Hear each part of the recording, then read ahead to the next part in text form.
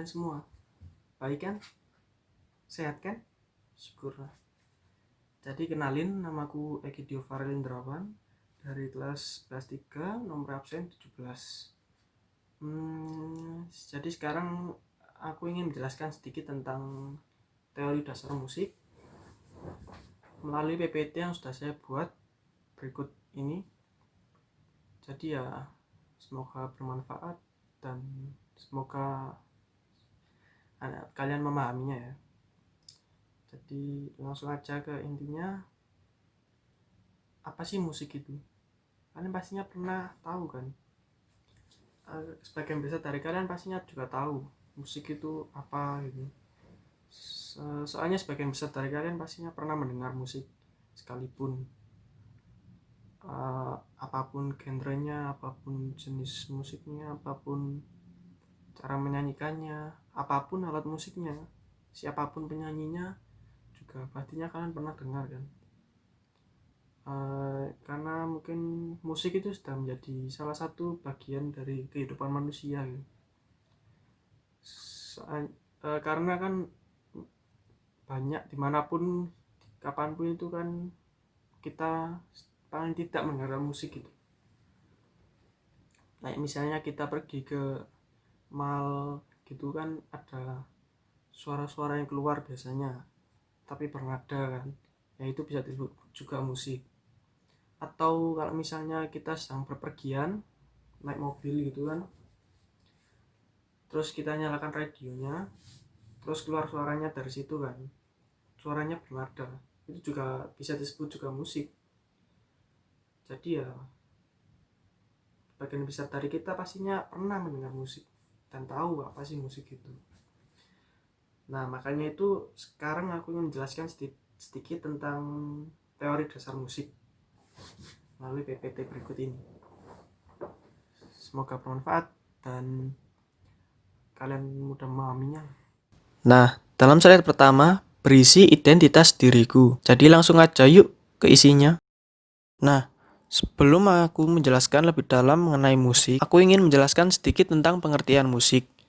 Jadi, musik adalah bunyi-bunyian yang ditangkap oleh indera pendengar. Selain itu, musik juga suatu karya seni dengan segenap unsur pokok dan pendukungnya. Arti dari musik yang lain adalah segala sesuatu yang dihasilkan secara sengaja yang disajikan sebagai musik baik oleh seseorang maupun sekumpulan manusia. Selanjutnya, aku ingin menyebutkan apa saja unsur-unsur yang terdapat di dalam musik. Jadi musik adalah bunyi-bunyian yang ditangkap oleh indera pendengar manusia. Selain itu, musik juga suatu karya seni yang di dalamnya terdapat 1. Birama, yang kedua, nada, yang ketiga, notasi, yang keempat, tanda kunci, atau biasa disebut clef, yang kelima, alterasi, dan yang terakhir, timbre. Nah, aku juga ingin menjelaskan pengertian dari melodi. Apa sih melodi itu? Jadi, melodi atau disebut juga suara adalah suksesi linear nada musik yang dianggap sebagai satu kesatuan. Dalam arti yang paling umum, melodi adalah urutan nada dan jangka waktu nada. Di dalam slide ini, aku akan menjelaskan sedikit tentang harmoni. Apa sih harmoni itu? Harmoni juga dapat dikatakan sebagai paduan nada, yaitu paduan bunyi nyanyian atau permainan musik yang menggunakan dua nada atau lebih yang berbeda tinggi nadanya dan dibunyikan secara serentak. Selanjutnya ada irama. Irama adalah perulangan bunyi-bunyian menurut pola tertentu dalam sebuah lagu. Irama juga bisa disebut sebagai gerakan berturut-turut secara teratur. Selanjutnya ada ritme. Ritme adalah variasi horizontal dan aksen dari suatu suara yang teratur. Ritme terbentuk dari suara dan diam. Suara dan diam tersebut lalu digabungkan untuk membentuk pola suara yang berulang untuk membuat ritme. Lalu ada tempo. Tempo adalah ukuran kecepatan dalam birama lagu. Tempo sendiri terbagi menjadi 9 macam. Yang pertama, largo atau lambat sekali. Yang kedua, lento atau lebih lambat.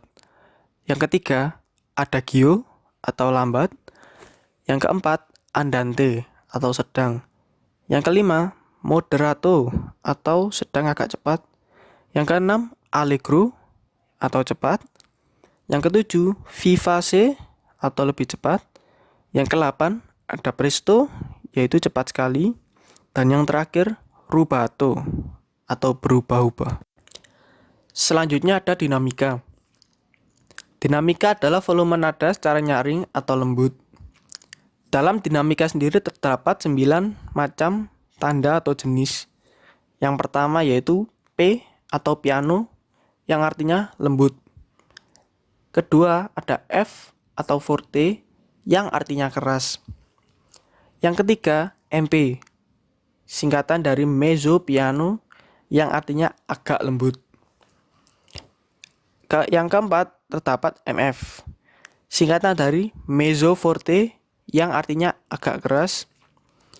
Dan yang kelima ada FF, singkatan dari fortissimo yang artinya sangat keras. Yang keenam terdapat PP, singkatan dari pianissimo yang artinya sangat lembut. Dan yang ketujuh ada crescendo, artinya menjadi keras. Dan ke-8 terdapat descendo, yaitu menjadi lembut. Dan yang terakhir, ke-9, mezza di voice, artinya menjadi keras, kemudian menjadi lembut dalam satu frase.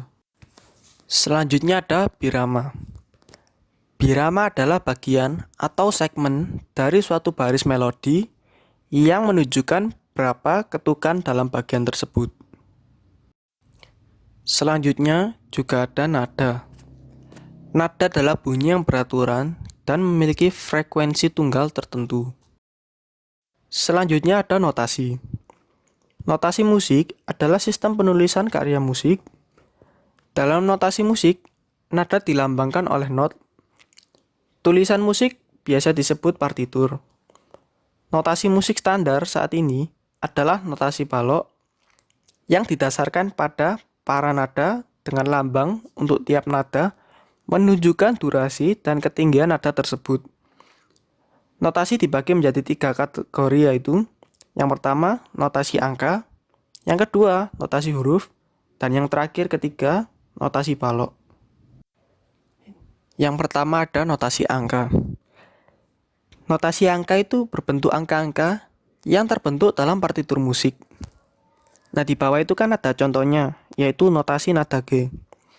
Seperti yang bisa kalian lihat, di situ ada angka-angka seperti 0, 0, 0, 1, 2, 3. Nah, jadi itu tolak ukurnya. Angka itu dijadikan tolak ukur tinggi rendahnya nada, karena emang berdasarkan angkanya. Yang kedua, ada notasi huruf. Notasi huruf merupakan notasi paling mudah yang didasarkan pada bunyi nadanya. Membaca notasi melodi dengan do, re, mi, fa, sol, la, si, do. Nah, kayak gitu bacanya. Nah, bisa kalian lihat kan di bawah sini ada contohnya, yaitu kayak di lambangan do itu sebagai C, re itu sebagai D, mi itu sebagai E, sampai selanjutnya lah. Jadi diukur tolak ukurnya itu berdasarkan hurufnya. Dan yang terakhir, yang ketiga, ada notasi balok. Not balok atau notasi balok adalah sistem penulisan lagu atau karya musik lainnya yang dituangkan dalam bentuk gambar.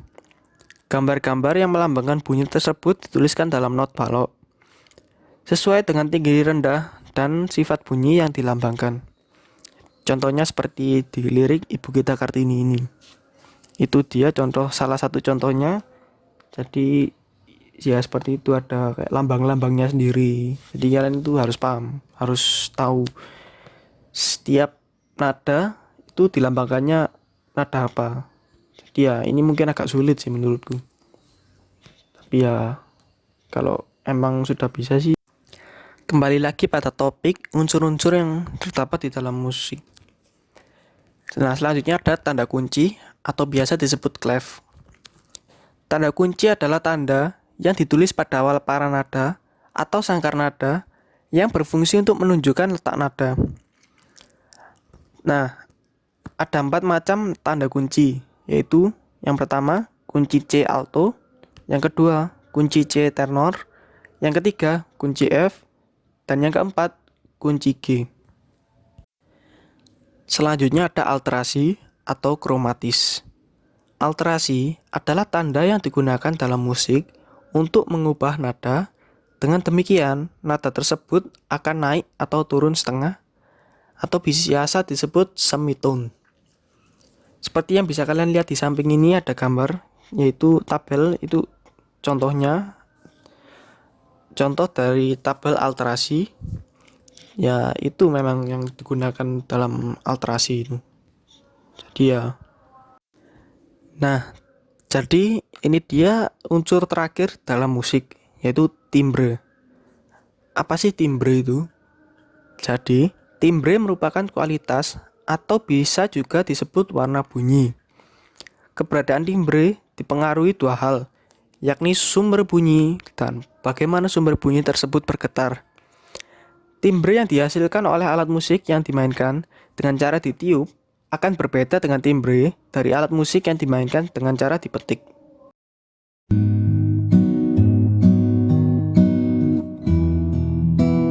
Nah, jadi cukup sekian penjelasan mengenai teori dasar musik dariku. Semoga bermanfaat dan mudah dipahami. Jika saya ada salah dalam perkataan, mohon dimaafkan yang sebesar-besarnya. Kurang lebihnya saya ucapkan terima kasih yang sebanyak-banyaknya. Semoga sehat selalu.